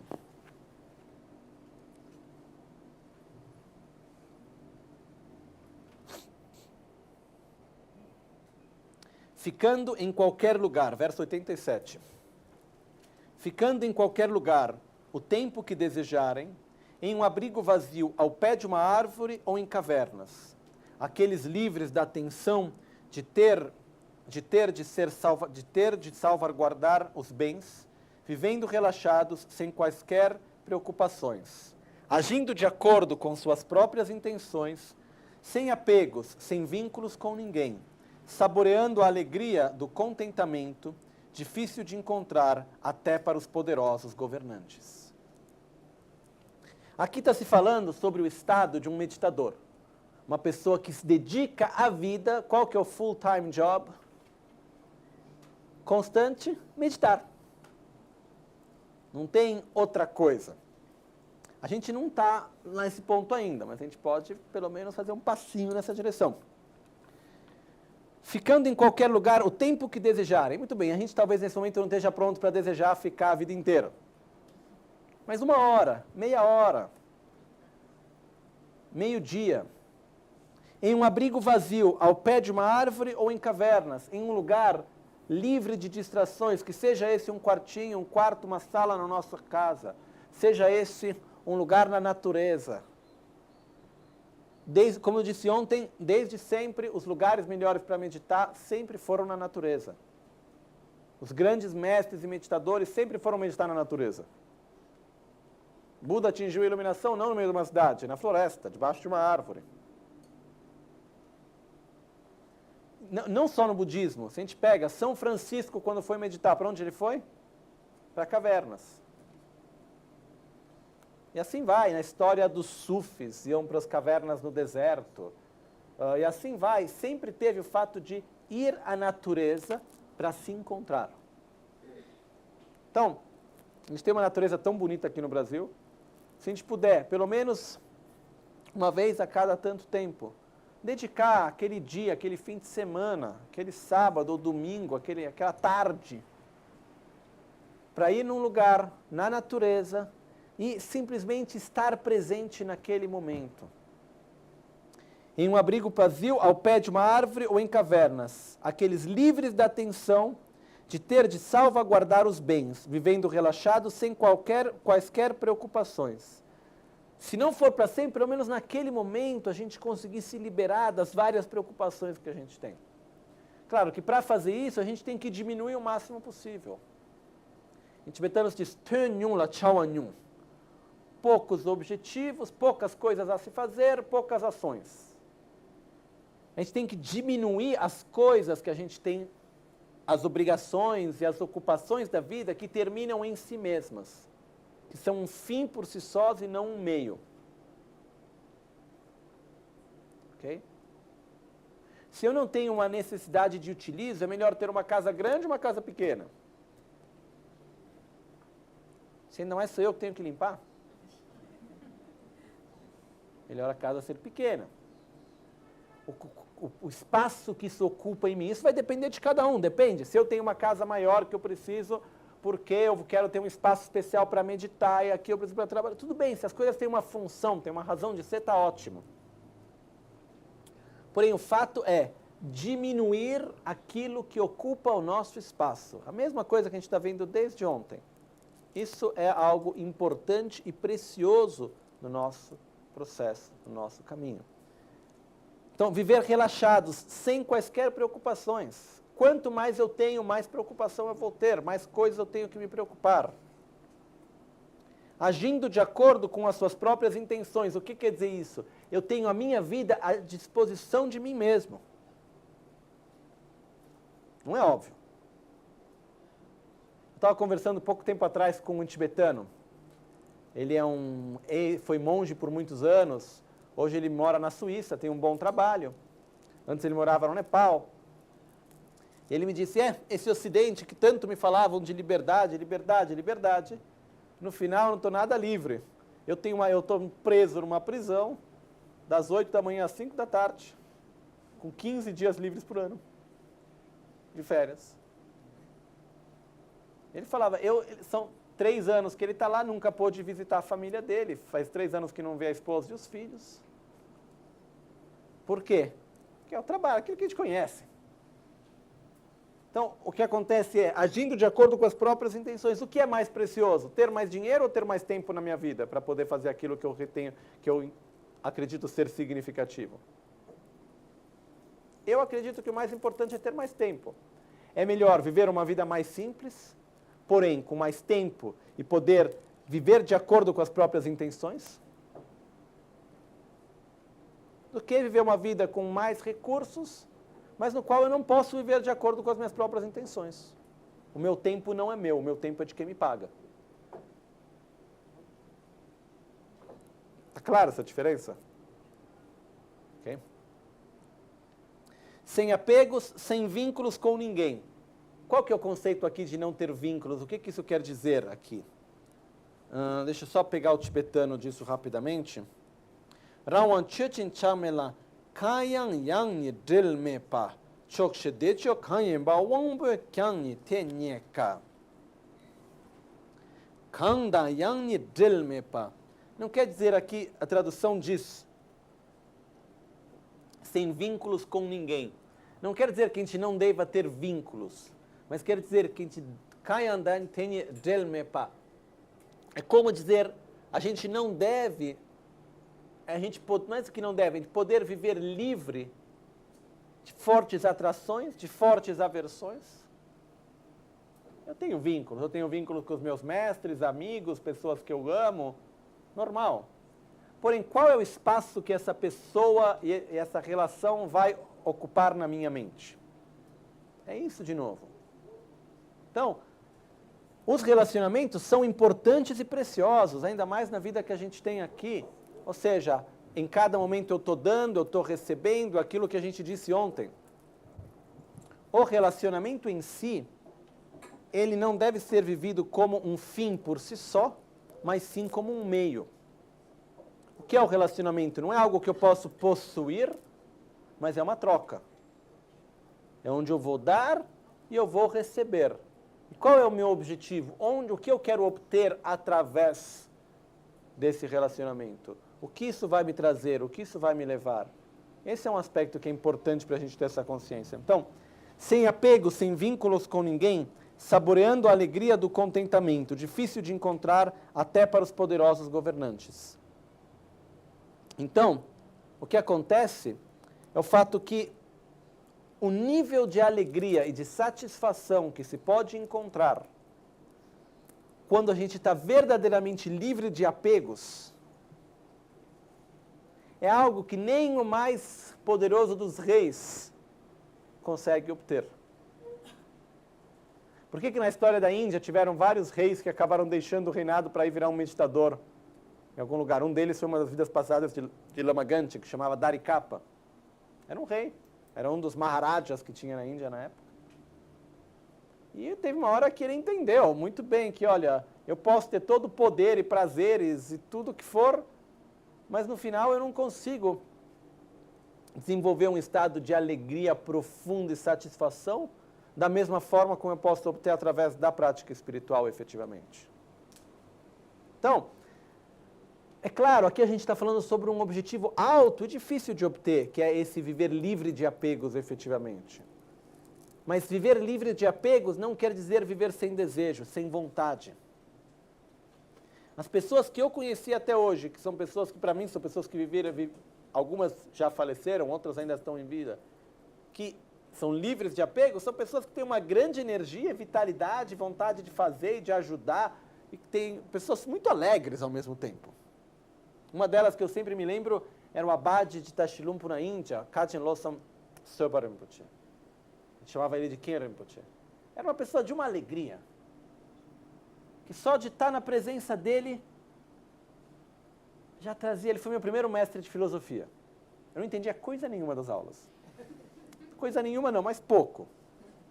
E ele tinha um carinho comigo, porque ele era, na época na Índia, o mais respeitado entre todos os mestres da idade dele que tinham, entre os abades de todos os grandes monastérios. Ele era abade de um monastério pequenininho, 150 monges. Ele era extremamente humilde. Quando tinha os grandes encontros, por exemplo, quando o Dalai Lama vinha, e tinha um ensinamento, inauguração de um templo, chegavam lá todos os abades, num carro bonito, com os atendentes e tudo. Chegava ele lá num carrinho quebrando aos pedaços, vestido meio de qualquer jeito, sem nenhum atendente, levando a própria bolsa dele. Mas onde ele chegava, todos os outros se abaixavam e davam prioridade a ele. Pelo conhecimento que ele tinha, pela pessoa que ele era uma atitude de um amor, de um carinho, mas de uma sabedoria que ele era um dos mestres de Lama Ganchen também. Eu não conheci muitas outras pessoas como ele, não. Mesmo assim, uma pessoa extremamente, muito especial para mim. Uma pessoa de uma simplicidade absurda na própria vida. Mesmo, vivia numa casa que não era por falta de recurso financeiro. Porque isso até poderia ter, o que chegava ele dava. Ele vivia numa simplicidade absoluta, mas num nível de uma alegria, que era o simples fato, era só estar perto dele, estar lá na presença dele, que você já ficava feliz. Não pode muito mais. Mas não é pelo fato que ele era uma pessoa, para mim, verdadeiramente livre de apegos, que ele vivia uma vida monótona, fechada, que não quer nada. Ao contrário, era uma pessoa extremamente cheia de energia, vontade de fazer, com boas ideias, alegre. Então, quando a gente diz uma pessoa estar livre de apegos, é livre de, como eu posso colocar isso? De uma certa forma, livre de ganchos, de coisas que acabam nos prendendo na vida. O apego é aquilo no qual eu me agarro e não consigo soltar. Mais cedo ou mais tarde eu vou ter que me separar e isso me gera sofrimento. O fato de eu ser livre de apego não quer dizer que eu não tenha vontade de fazer coisas, não goste de pessoas, não queira realizar coisas, não quer dizer isso. Mas quer dizer que eu tenho um objetivo alto e uma expectativa baixa. Então, efetivamente, uma das maiores chaves para o nosso equilíbrio, para a nossa felicidade, é o desapego. O desapego que não quer dizer abandonar aquilo que a gente tem. Mas, mais uma vez, é se relacionar com os objetos pelo espaço que eles devem ter. Acabou. Saber dar o correto espaço para cada coisa. Não deixar com que isso ocupe toda a nossa mente, todo o nosso espaço. É isso, principalmente. Em poucas palavras, ok? Porque senão, como eu disse antes, eu vou me desapegar da água, mas eu fico apegado por não ter a água. Então, no final das contas, a água ocupa o mesmo espaço. Por isso é melhor tomar. Porque o problema não está em tomar a água, está no espaço que ela ocupa na minha mente. Então, Mais uma vez, viver livres de apego traz um estado de estabilidade, de alegria, que nem os poderosos desse mundo podem obter. Então, é um pouco que nem aquele encontro que se conta que teve entre Alexandre Magno e um meditador, que Alexandre Magno, na sua biografia, ele chama do Gymnosoft, que seria o sábio homem nu. Ele encontra esse meditador e ele pergunta para o meditador, ele fala, o que você está fazendo? Porque ele vê esse homem nu sentado numa grande pedra, mas com a sua dignidade, o seu carisma, a sua estabilidade. Ele vai lá e pergunta, o que você está fazendo? E ele responde, eu estou contemplando nada. Aí Alexandre começa a dar risada e fala, que perda de tempo, que perda de uma vida, ficar contemplando nada, né? Mas aí o meditador olha para o Alexandre e fala, e você, o que você está fazendo? Ele responde, eu estou conquistando o mundo. Aí o meditador começa a dar risada e fala, que coisa mais inútil. Conquistar o mundo. Para quê? Efetivamente, é só mais preocupação, né? Que nem um dos meus mestres, ele falava, uma vez que você tem uma cama para dormir, em quantas camas você pode dormir? Em uma. Quantos pratos de comida você pode comer por vez? Então, ter muito mais do que isso não vai servir para nada, a não ser ter mais preocupações e apegos. Então eu tenho aquilo aí, quebrou, alguém levou e foi usado. Não, aí ocupa um espaço na mente absurdo. Então, aquilo que tem de mais precioso, a conclusão desse ponto aqui é, o que a gente tem de mais precioso é o nosso espaço interior, usado da forma correta. Por isso, a gente não deve deixar com que esse espaço interior seja ocupado por coisas que terminam em si mesmas e que não têm benefício. Claro isso? Então o verso termina dizendo, agindo de acordo com suas próprias intenções, sem apegos nem vínculos com ninguém, saboreando a alegria do contentamento, difícil de encontrar até para os poderosos governantes. Considerando os benefícios de me desassociar desses e de outros aspectos, e assim, acalmando totalmente os meus pensamentos divagantes, irei meditar na Bodhicitta. E aqui começa, então, a parte relacionada ao capítulo da concentração sobre onde vamos direcionar a nossa mente. Para que eu possa direcionar a minha mente, o que eu preciso antes fazer? Tirar as distrações, eu preciso criar espaço. Uma vez que eu crio espaço, eu tenho que usar esse espaço para algo. Então, no momento no qual eu vou considerar os benefícios de viver livre de apego, livre do desejo, não ser escravo do meu próprio desejo. Repito mais uma vez, o problema não é o objeto, o problema é o espaço que o desejo consome dentro de nós e tudo aquilo que a gente acaba fazendo para obter o desejo, objeto de desejo. A gente acaba perdendo o controle, a gente faz, mil coisas acontecem dentro disso. Então o problema é tudo aquilo que está em volta, não é o objeto em si. O objeto em si não é nem bom nem ruim. Isso para qualquer objeto de desejo. O problema é tudo aquilo que está em volta. Então, dentro disso, é o fato de a gente reconhecer, nossa, é tão precioso poder criar espaço, poder abrir o meu coração, ter uma visão do mundo com mais clareza, viver o mundo de forma coerente pelo que o mundo é. Quando a gente consegue ter um gostinho disso, a gente consegue sentir, como a gente pode saborear uma amostra gratuita, né? Uma amostra grátis, que a gente tem uma amostra só do que é o prazer de ter uma experiência direta da realidade. Isso nos mostra o quanto que isso é bom. Então, é isso que eu quero, mas para que eu consiga, eu preciso criar espaço. Por isso, vamos começar a diminuir as distrações e preencher esse espaço com aquilo que verdadeiramente nos dá alegria, satisfação, que abriu o nosso coração ao outro, que é a Bodhicitta, a mente da iluminação. Ok? Então, com isso, nós concluímos essa parte importante do 8º capítulo, que é a preparação para a concentração, que é o momento no qual a gente vai tirar as distrações para poder então direcionar a nossa mente de uma forma positiva e nos familiarizar com aquilo que gera bem-estar e alegria para nós e para os outros, que é o amor. Mas o amor também não vem como uma coisa espontânea, a gente tem que saber direcionar a nossa mente, saber nos autoinduzir para gerar um estado de amor, para dessa forma poder cada vez mais fazer com que ele seja verdadeiro. E é isso que é a próxima parte que o texto nos leva, então. Ok? Vamos parar agora aqui e fazer uma pausa. Depois a gente volta, então, para continuar com o texto. Jetsun lame kutse raptenchi namkar tinle chochur losan tempe dreme sasumgi drove munsel tatu negyurj Nimo dele tsendele, nime kuyan delek, ninsen takto delekpe, koncho sumki jingilo, koncho sumki mur, koncho sumki trashisho.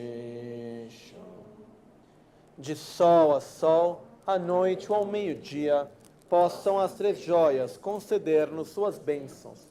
Possam as três joias ajudar-nos a alcançar todas as realizações. Possam as três joias espalhar muitos sinais no caminho de nossas vidas. Voltamos então em meia hora.